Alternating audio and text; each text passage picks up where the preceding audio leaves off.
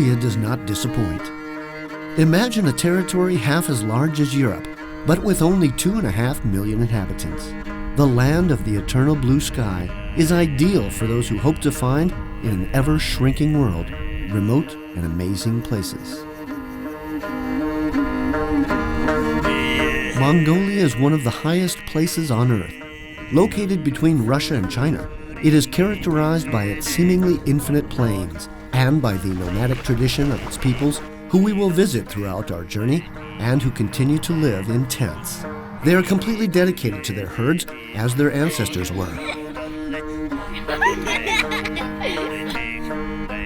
With a continental climate, temperatures in Mongolia range from 40 degrees Celsius below zero in the winter to 35 degrees in the summer. Since the end of the communist era in 1990, visitors have experienced a secure and stable environment that has been the focus of well-established democratic institutions, making Mongolia a paradise, both for business and leisure.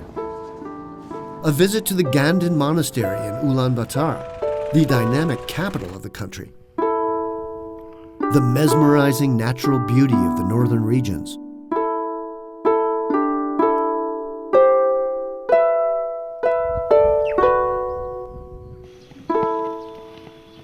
Even the mythical Gobi Desert, where we will encounter huge dunes and the main dinosaur fossil digs in the world.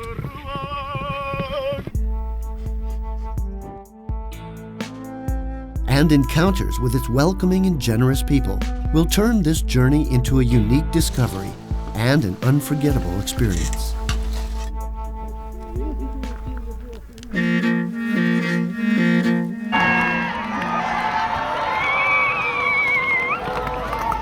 Here one can experience the flavor of unknown territory without any preparation, without dressing, and with a spontaneity that is certain to leave a lasting impression. Atop their horses, Mongols gave the world the largest empire it had ever known in just 25 years.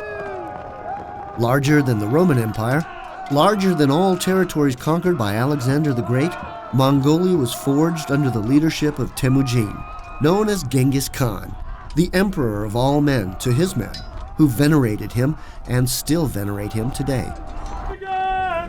In 1206, Genghis Khan was able to put together the most powerful and disciplined cavalry ever known, with warrior horsemen capable of mobilizing for war in an instant. Genghis Khan created the feared flash warfare, a tactic that modern armies still use.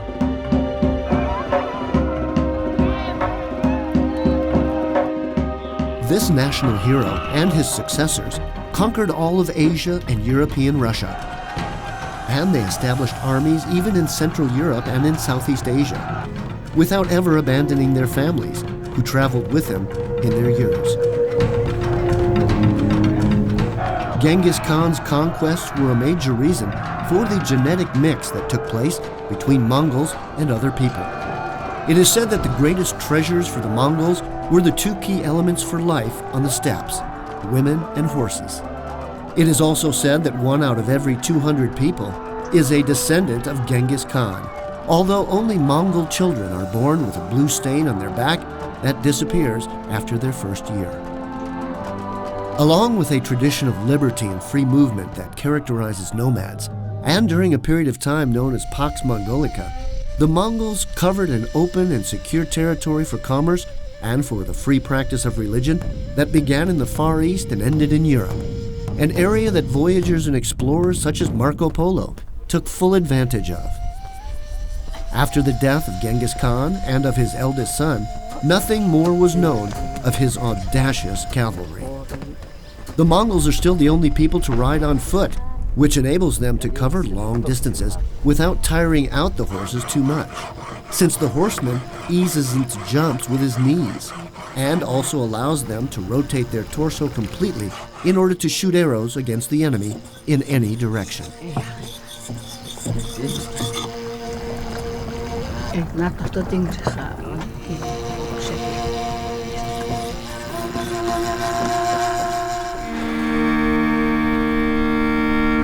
Genghis Khan founded the fastest mail system in history as they were true pioneers in this form of communication, inspiring many centuries later the famed Pony Express. Tradition has it that one can visit the whole country without spending a dime, thanks to the knowledge Mongols have about the requirements of life on the steppes. Their approach to natural disasters, the solitude of enormous distances, and the ability to survive under extreme conditions tend to generate a feeling of hospitality that makes all sorts of travelers feel quite welcome because of their amazing willingness to share everything they have without asking for anything in return. The visitor announces that he has arrived at a yurt upon yelling, "Hold your dogs." The door is always open. One only has to enter, build a fire, and help oneself to a cup of tea before continuing the journey. This way, one needn't carry a heavy backpack full of food. This pride in being the way they are is also apparent from their traditions, as they still conserve their nomadic culture and their ancestral rituals, even as they suffered greatly for long periods of time at the hands of their two colossus neighbors, China and Russia. Remember, never shake the hand of a Mogul with your glove on, even if it's 40 degrees below zero.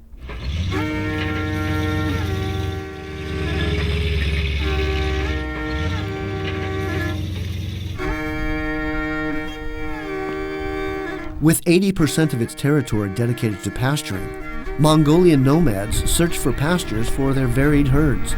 Cows, camels, sheep, goats, and horses, totaling 32 million heads of cattle, all of which has earned them the nickname Five Snouts Cattle. They provide families with transport, clothing, milk, meat, trading goods, and even a source of fuel, manure for the Gurd's chimneys. We are a group of 12 families, and I'm the guide of all these families.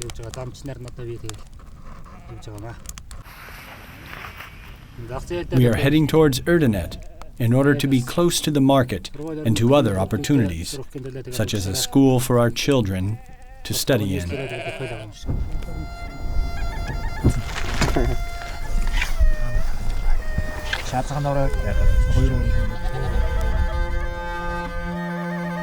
The nomadic home is easy to transport and can be built in just 2 hours.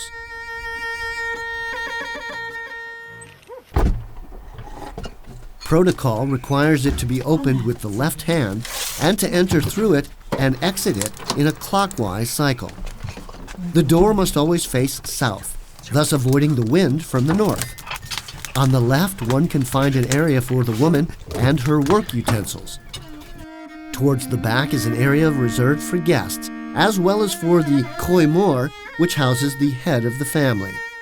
It also houses various chests with the family's treasures, as well as a small altar with sacred figures or buran, images of the Buddha and of Genghis Khan, their protectors.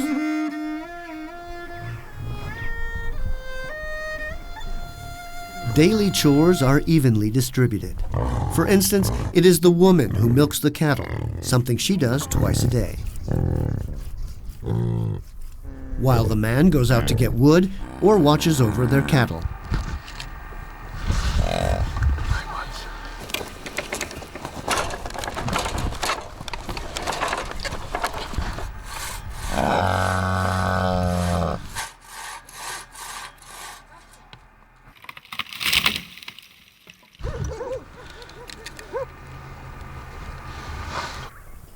Every family has 2 or 3 yurts, the largest of which is the main home. It is always to the west of the others, which serve as storage houses for food.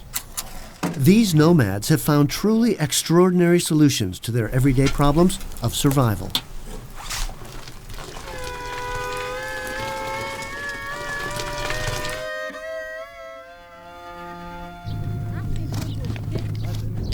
Ayrak is the Mongols' traditional spirit, the national beverage.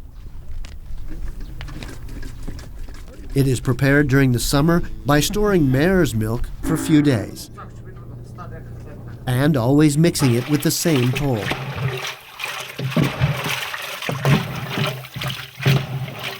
It has a sour taste, and its alcoholic content can vary from 3 to 18% if stored for a long time. It is rich in vitamins, It is used to cure many illnesses, and it reduces the amount of fats accumulated during the winter. It is offered to visitors as part of a ritual.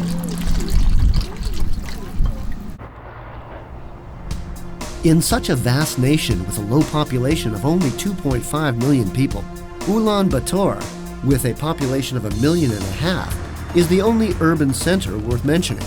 It is an excellent point of departure from which to prepare, rent, reserve, and buy all that's needed to face rural Mongolia, a trek that must be made on 4x4s and Russian trucks.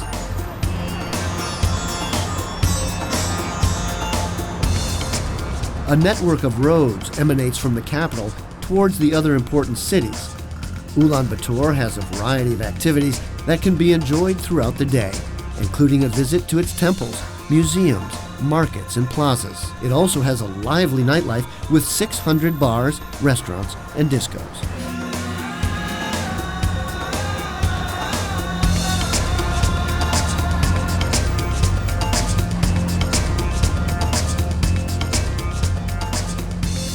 Its name means Red Hero, in honor of the Mongol national hero Ulaanbaatar, who proclaimed Mongolia's independence in the 1920s.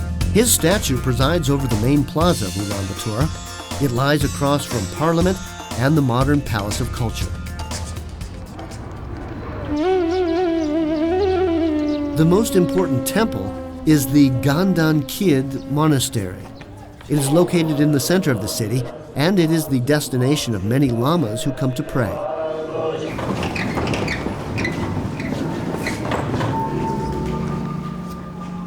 One of its smaller temples has a 25-meter statue of Buddha Avalokiteshvara, made out of bronze and covered by beautiful gold stones, which was blessed by the Dalai Lama in its 1997 inauguration.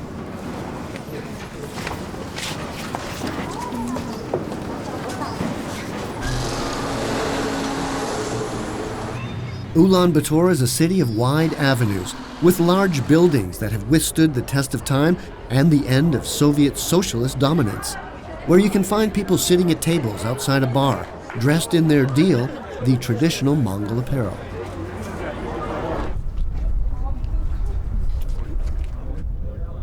From the Saizan Memorial, built by the Russians on a hill on the outskirts of the capital, one can enjoy some truly breathtaking views of the city.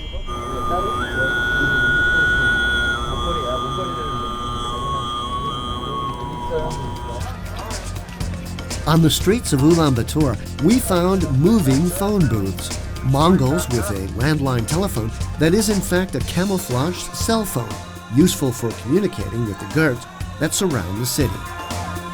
Some of the braver tourists might dare venture into the black market. It is huge, and it is located on the outskirts of the city, and you can find almost anything there. Here's a tip. If you bump into a Mongol in the streets, make up for it by shaking his hand.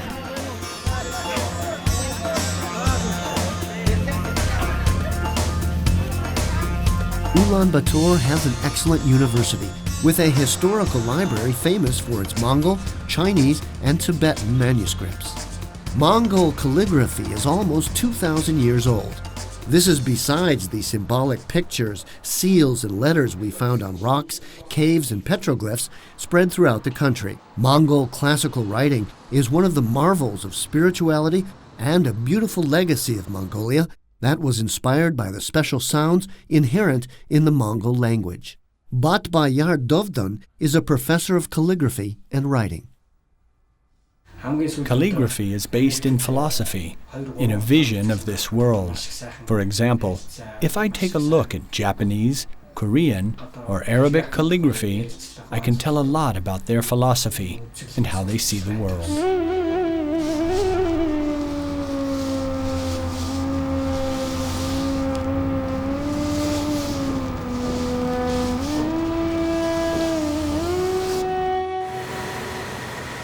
Their economy is based on the textile industry, and this industry depends on natural resources.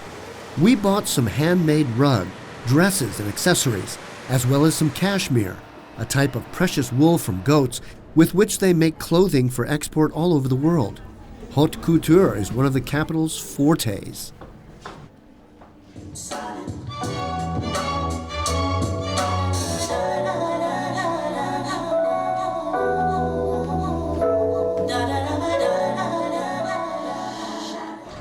The train station is a must for those who wish to take the Trans-Mongolian Railroad.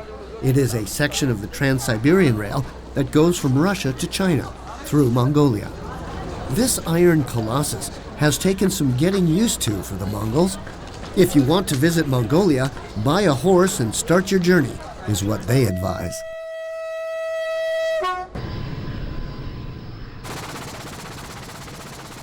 Some tourists prefer to spend the extra cash and helicopter their way through the country in order to save time. To each his own.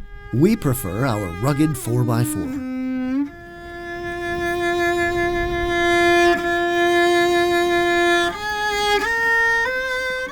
We arrive at Erdenetsu, 100 treasures. It is the oldest monastery and is located to the north of Karakum, the old capital, and the first proof of the sedentary life that Genghis Khan established in 1220 as a center for tax and tithe collection and to supply soldiers. 150 years later, it was destroyed by Manchu soldiers.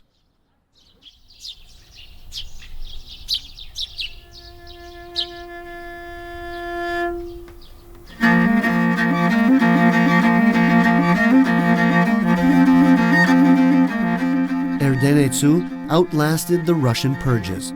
Rebuilt from its remains, it still boasts a square shape, and its gold stupa is flanked by a wall made of 108 white stupas.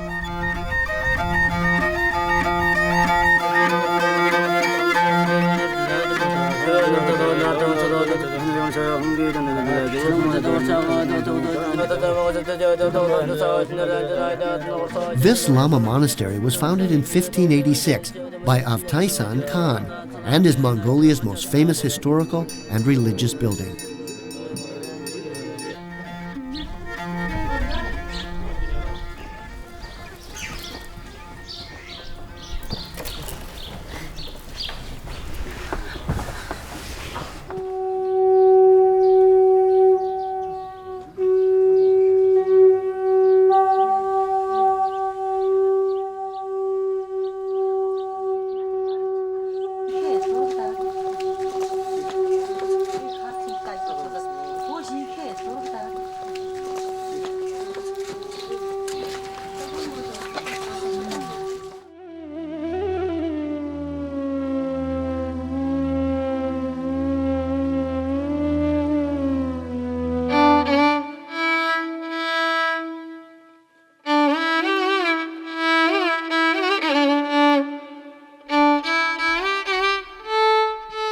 There are sanctuaries and sacred places that are a lot older throughout Mongolia, such as the Deer Rocks, 2-meter-high monoliths in which pictures of deer have been carved, as well as other animals, geometrical figures, and sometimes human faces. These petroglyphs, located mostly near the river Delgermaran, seem to date from the end of the Bronze Age and the start of the Iron Age. Many times in our travels throughout the country, we happened upon ovos, a type of shamanistic rock, ovo topped with kadag, blue cloths, the color of the venerated sky and mountains. Mongols never pass one without stopping. They approach with respect, circle around it 3 times in a clockwise direction, and pray. If they're on horseback, they offer vodka, hairs from the horse's tail, or dairy products, and then they continue on. If you go by car and cannot stop, honking your horn 3 times will do.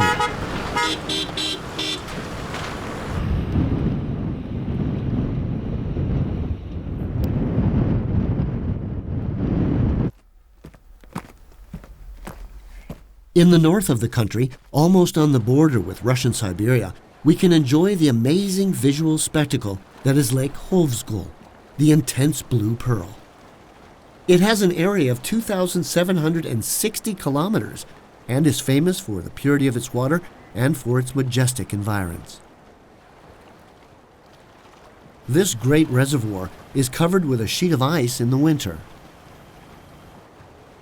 It is the only navigable lake in the country, and it holds, thanks to its incredible depth, 2% of the world's freshwater reserve. It is so transparent and so deep that staring into it could cause dizziness. It is a paradise for fishermen and ideal for spending unforgettable times in the midst of breathtaking nature. Taiga nomads live in Hovsgol Natural Reserve. They are Tsatan reindeer herdsmen with Turkish roots and of Tuva culture. They descend from the mountains with their reindeer searching for pastures. We will stay here for a while, but from time to time we have to move in order to ensure the best pastures for our reindeer.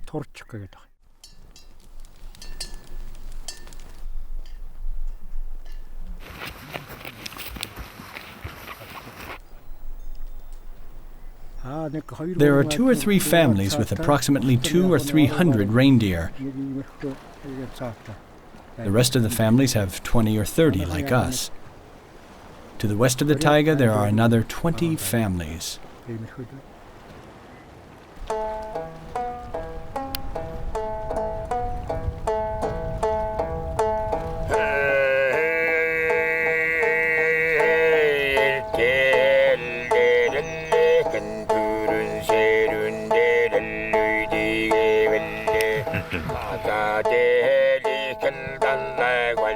Their tents remind us of North American teepees. Their structure is made of Fitzroy wood beams, and they are covered with skins and canvas. The whole family is involved in erecting the teepees. They can be built quickly and protect its denizens from the winter cold. Even tourists who wish to take part in ancestral customs and learn about one of the last people dedicated to herding reindeer in the world.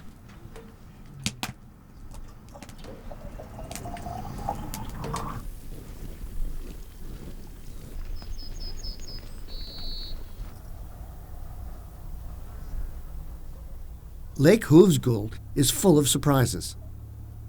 The most ancient of Mongol religious traditions is a form of animism, spirits and divine beings from nature with whom their own specialists communicate. Shamans, seers, healers, magicians of time. And Tuya, the shaman, is one of these intermediaries between souls and human beings. She communicates with the spirit of her ancestors in order to ask for protection for her cattle, healings, advice for the future, and better pastures. She does it with a drum, which scares away demons and keeps the channel free from negative influences. There are specific signals for shamans. It is something that you inherit from previous generations. There are signals that tell you that someone is a shaman, such as fainting for no reason when you are very young. In order to be a shaman, you have to get the gift from heaven. It is very difficult to understand this if you don't understand shamanism. The rituals require precision and a concordance with the rhythms of nature. It goes by the lunar calendar. Every odd day, 1, 3, 5, 7, until the 15th calendar day, you can carry out shaman rituals. And if someone comes after the lunar calendar, it is very difficult to predict his or her fortune. It's like seeing something through a black cloud. But in the first 15 days, it is as easy as seeing something in a sunlit day.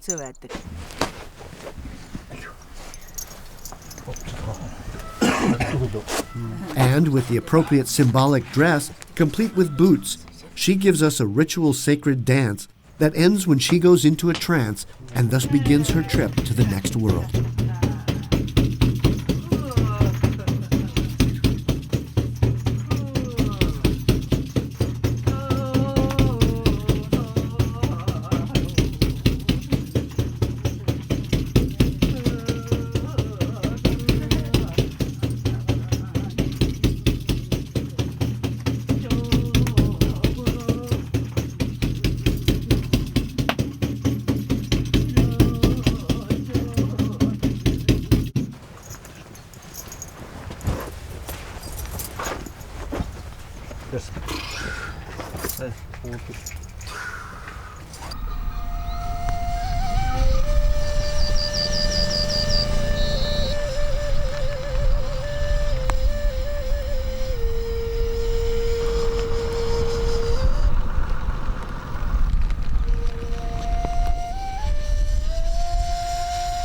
Deep in the steppes, near Setserleg, we find one of Mongolia's natural reserves, the surroundings of Lake Turkhin, Sakan Nur.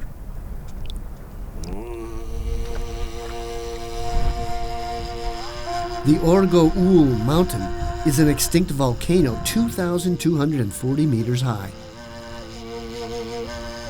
It forms a natural park near the lake that is one of the most beautiful and virgin parts of the country. It is ideal for activities such as trekking, fishing, horseback riding, boating, and climbs up the volcano to finish off in a tourist gear base camp.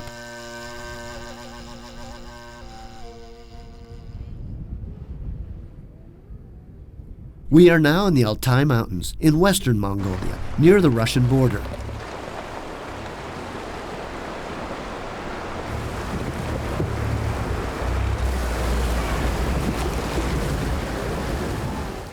Faithful to their identity, their traditions, and their Muslim religion, the only Kazakh community in the country welcomes us warmly. Halamiya Nutar is Kazakh. He's a doctor, and he lives in the province of Hovsgol with his wife and children. He also practices falconry with eagles, as his Turkish ancestors did more than 2,000 years ago. He trains her in the summer, reducing her intake of food as winter approaches and as her instincts become more acute and she begins to hunt. Of the 8 birds he uses to hunt, he prefers the golden eagle, the female, because she's more aggressive and larger than the male, capable of spotting a rabbit 2 kilometers away. Of course, you have to have certain abilities, but it is basically inherited from your ancestors, parents, and grandparents. Us Kazakhs have a great falconry tradition, and we hand it down generation to generation. They hunt rabbits, foxes for their precious fur, and even wolves.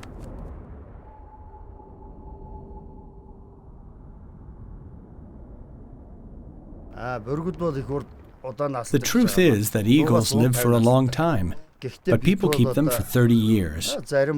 I personally keep them for 5 or 6 years. I've had this eagle in particular for 3 years. When they turn 5 or 6, they can reproduce, and I return them to nature. Later on, he returns to the Gyurt with his family, proud of his talent.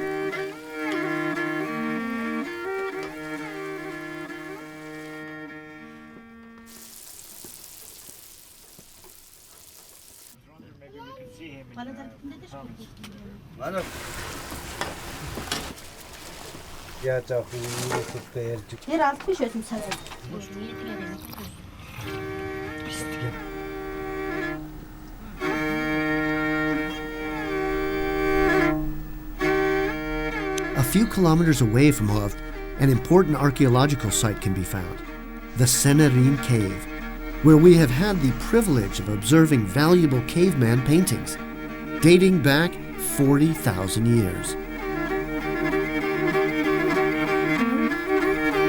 It's got beautiful passageways 18 meters high that require good flashlights and hiking boots.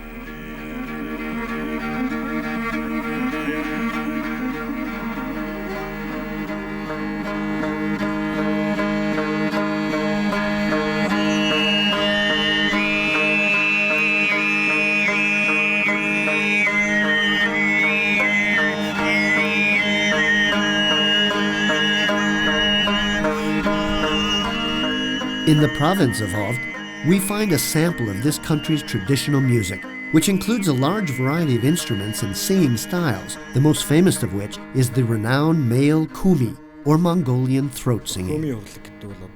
Throat singing is an art that consists in controlling both the throat and respiration. There are 21 different types of singing, and 4 of them are popular in Mongolia. We get people from France and Japan who come to learn this type of singing. This technique consists of being able to sing simultaneously 2 or more musical notes. These pure tones sound like flutes playing above the voice. This incredible singing style has its roots in Central Asia and has been practiced by Mongols and Tuvas. They use this form of singing to resonate with the nature that surrounds them, imitating the sounds of animals, of the wind in the snow-capped mountains, and of many birds. Sound therapy experts have concluded that it is the most powerful instrument in sound cures available to mankind. It is a type of singing that defies the limits of vocal possibilities.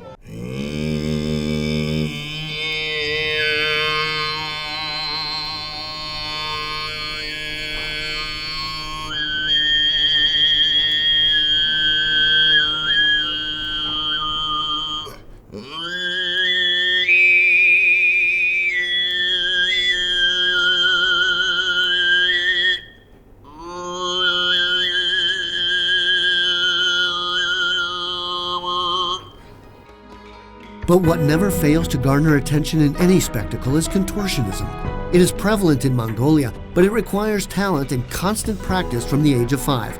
It's no wonder that they are the true masters of this art. You have to train 2 or 3 times a day for 2 or 3 hours, starting at the age of 5.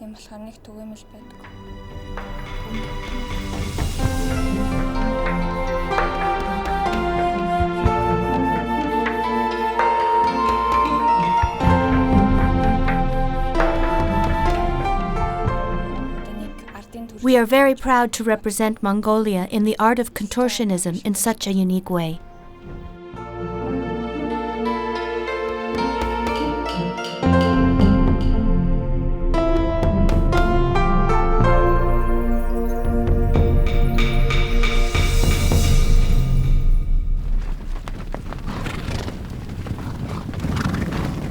Life in Mongolia is usually spent on horseback.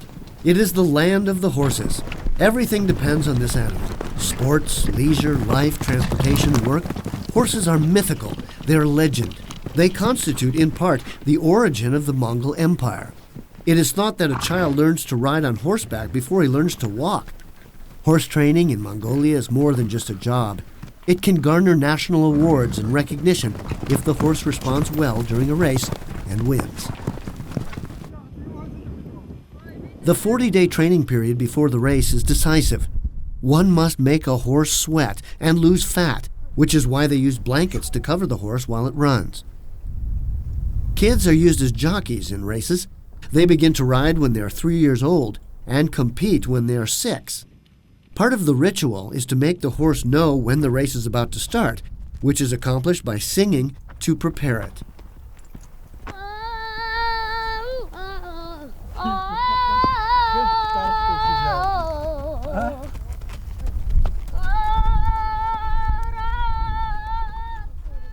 Participating in the Nadam Festivities means possibly winning national awards as horse breeder and trainer, a very sought-after prize. You need a lot of patience, effort, and dedication. It is my 60th anniversary as horse trainer. You have to work with horses from the day they are born. First, you have to decide if it can race. You can use a horse for 20 years. You need a lot of time and patience, and if you trust the horse, you have to follow your first instinct for it to be a good racing horse.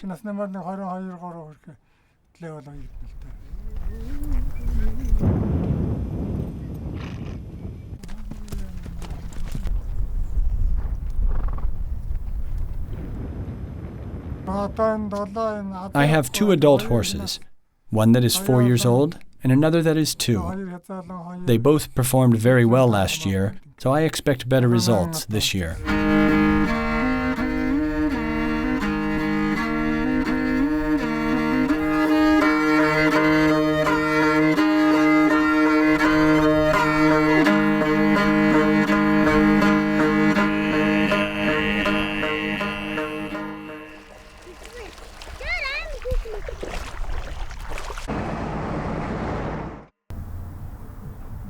At the foot of the Altai Mountains, where Genghis Khan was born, Terelj National Park offers us a very peaceful place in which to enjoy nature, to hike, swim, and horseback ride.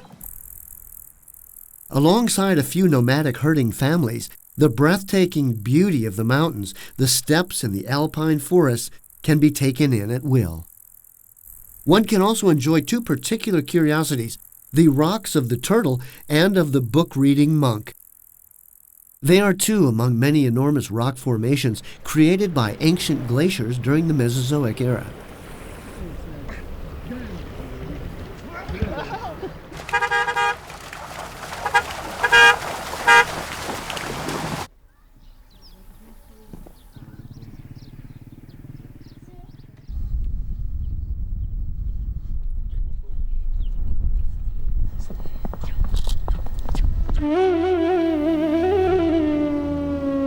Galan, originally built in the Chinese style between 1727 and 1737, is made up of 37 temples and sculptures.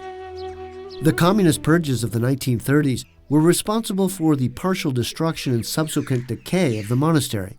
Now it is considered the second most important monastery in the country, thanks to the support of the Dalai Lama.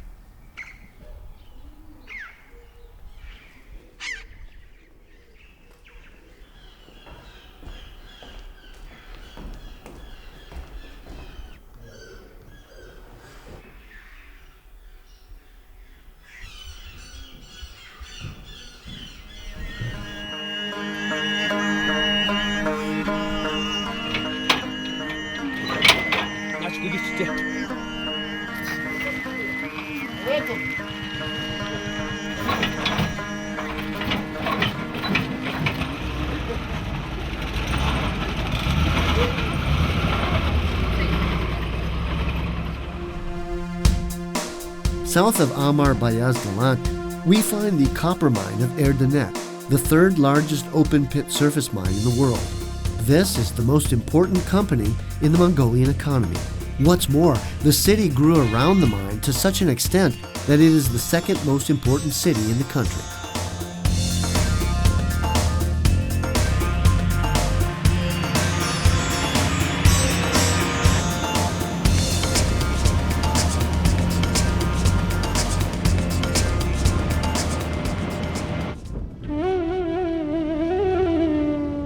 Located in the south of Mongolia, the Gobi Desert takes up 1/3 of the nation. It is one of the largest deserts in the world and the largest at such high latitudes.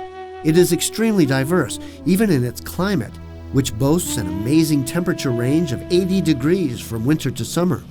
We have been constantly taken by surprise while traveling its unique landscape on camelback, sleeping in girt camps, and connecting with the spirit of the Mongols. During the warmest hours of the summer, mirages appear everywhere, making us believe that there are lakes where in reality there are none. An expert Gobi Desert guide advises us in case we lose our way in these parts. Don't fret and look around until you find a row of electric line posts. If you follow it, it will lead you to a settlement. Another option, he tells us while smiling, is to use the local GPS system. Ger positioning system. You can always find a nomad that will help you find your way.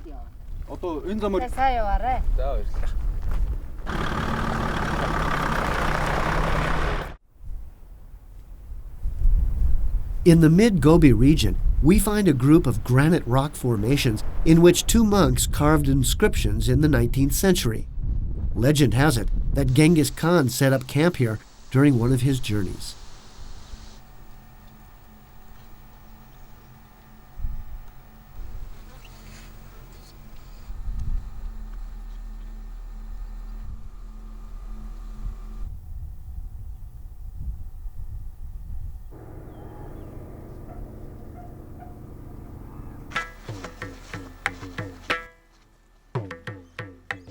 The desert houses important fossil beds discovered in the 1920s by fortune hunter Henry Fairfield Osborn. They include eggs, fossilized dinosaur skeletons, and the remains of Bronze Age civilizations that we can get quite close to, even the fossilized remains of the famous Gobi alligator.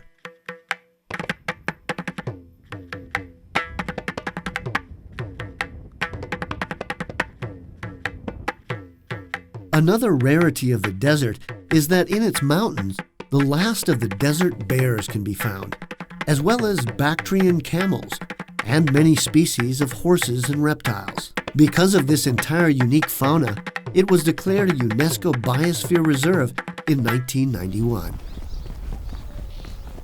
The Ulaanbaatar Canyon, otherwise known as Vulture Row or Eagle's Entrance, affords impressive views of this valley, which has many secrets. A glacier one can reach by foot, camel, or horseback, which narrows until it becomes a narrow pass, and then a wild torrent, one of the greatest spectacles in the Gobi. This frozen river in the middle of the desert is one of the true mysteries of nature.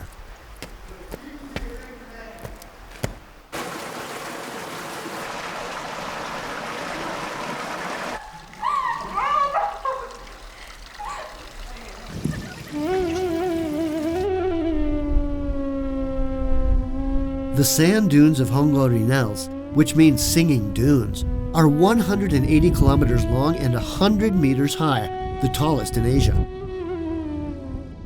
They are thus called because of the sound the wind makes when it breaks on the dunes, though this wind can become a devastating gale that sometimes lasts up to 2 days.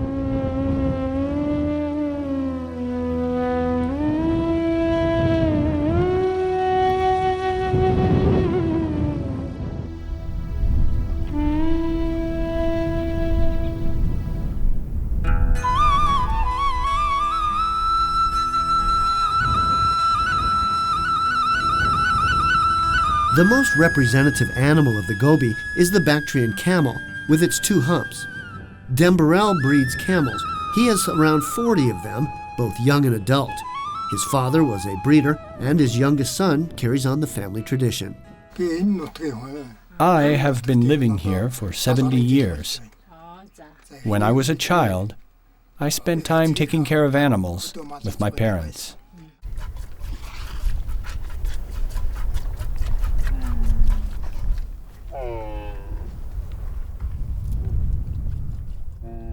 Camels are also used to transport accoutrements from the age of 4. Once again, it is the woman who milks and prepares the hors d'oeuvres, while the man entertains the visitors with a centuries-old Mongolian ritual. It is a custom for nomads who visit each other to exchange kurug tobacco bottles.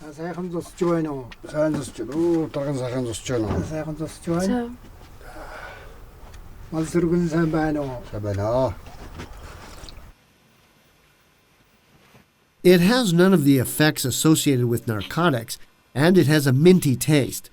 They thank each other for the tobacco gifts and begin to chat.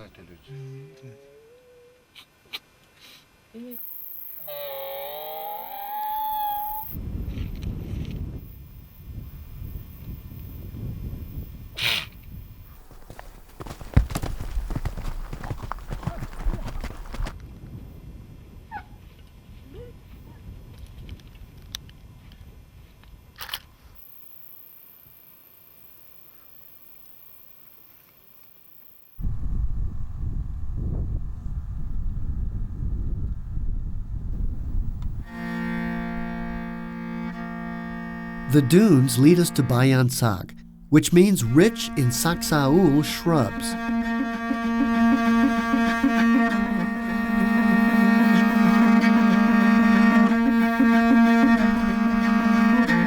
It is an area of archaeological interest from the Paleolithic era known as the Cliffs of Fire, where hundreds of fossilized dinosaur eggs have been found.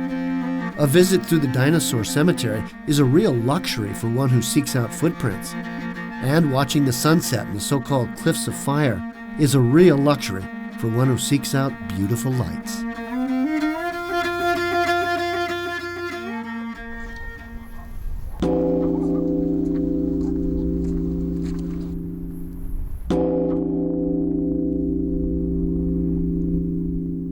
There are 2 centers of spiritual energy in the world. One is in Tibet. The other is in Mongolia, in Sainshan. Noyon Hutgat Dansang Varaj, a monk that reached a high state of nirvana, created this center. It is paradise for Buddhists, and it means sacred land. There is a 9-step path to reach nirvana. A visit here will make you feel this paradise in your mind and in your heart. They say that even your mobile phone will be charged with energy.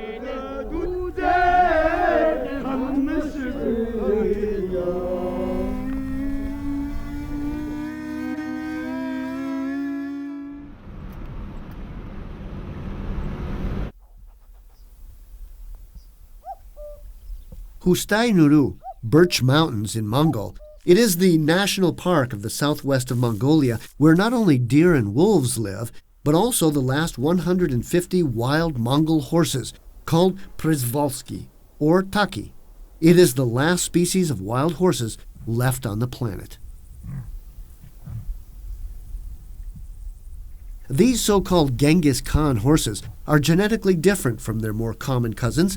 They're small and robust, dark ochre from their curly mane to their tail, and striped legs. They feed mainly on grass, which makes Hustai Park its paradise.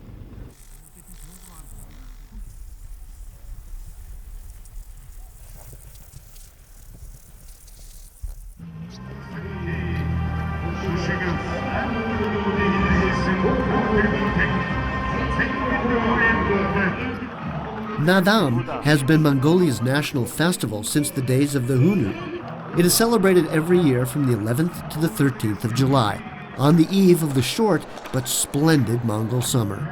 During this time, the rhythm of the city is transformed.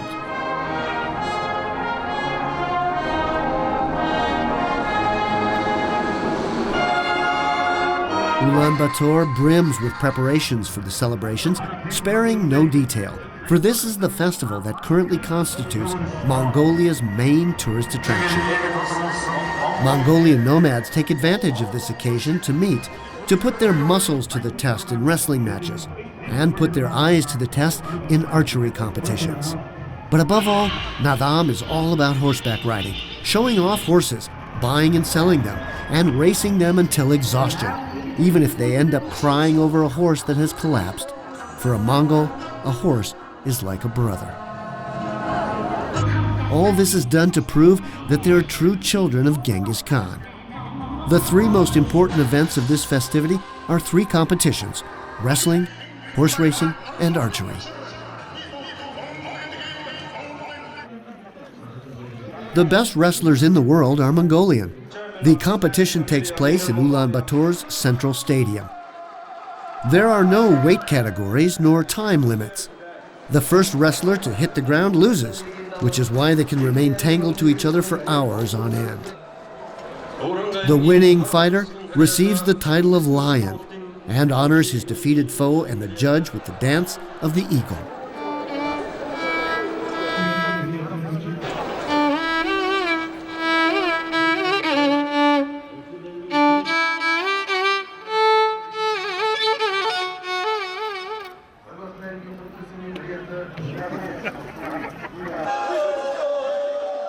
In the game of bones, participants demonstrate their ability and precision by throwing knuckle bones against a token, an entertaining and competitive game like no other.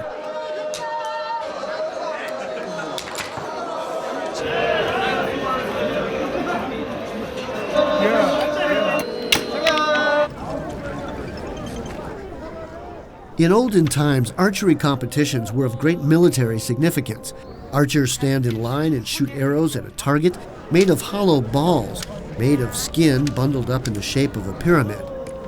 Judges decide whether the shot deserves a point or not.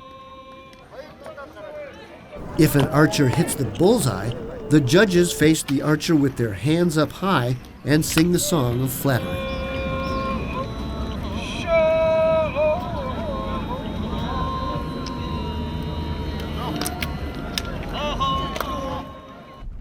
The horse racing takes place in the steppes, with races 15 to 30 kilometers long, depending on the age of the jockey and the horse.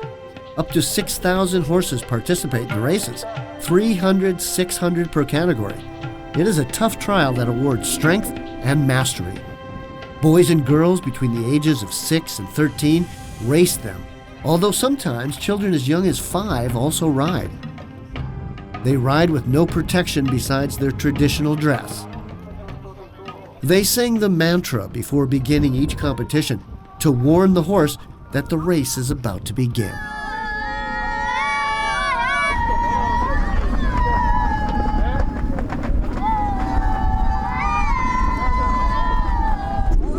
It is actually the horse breeder that garners all the honors, then the horse, and finally the jockey.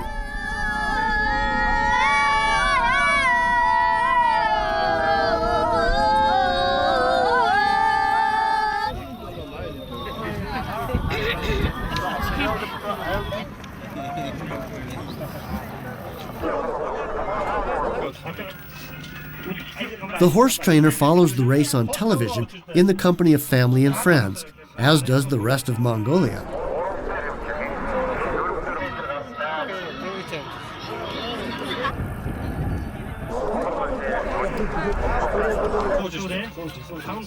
They drink the typical airag, and they rejoice when one of their horses wins the race.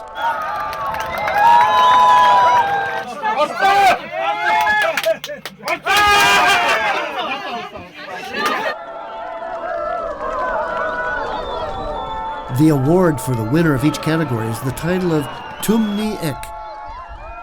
Although they are exhausted, both winners and non-winners get off their horse with their spirit whole, which is a glorious feat because, according to tradition, it is better to break your back than your spirit.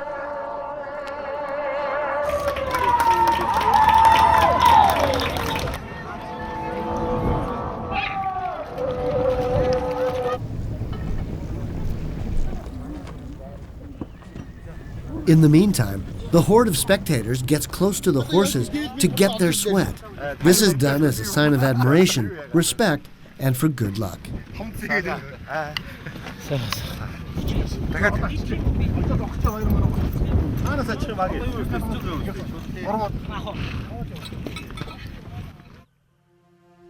Celebrities such as Ewan McGregor consider Mongolia the ultimate undiscovered Zen destination. George Soros, possibly the most famous multi-millionaire speculator in the world, held his annual company retreat in a Gobi Desert ger. Nobody takes from Mongolia anything they haven't brought with him or her.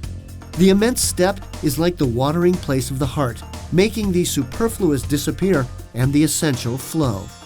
According to legend, good luck is an invisible horse that only the lucky ride without anyone noticing. When you lose control of your horse, good things no longer happen to you, and you will fall in disgrace. If you dare to delve into the nation of the blue sky, you might delve into your own self like never before. Absorb its ancient essences, its rustic virginity, and its adventurous spirit. Venture to ride the invisible horse that awaits you, and learn to ride it without anyone noticing. Good luck.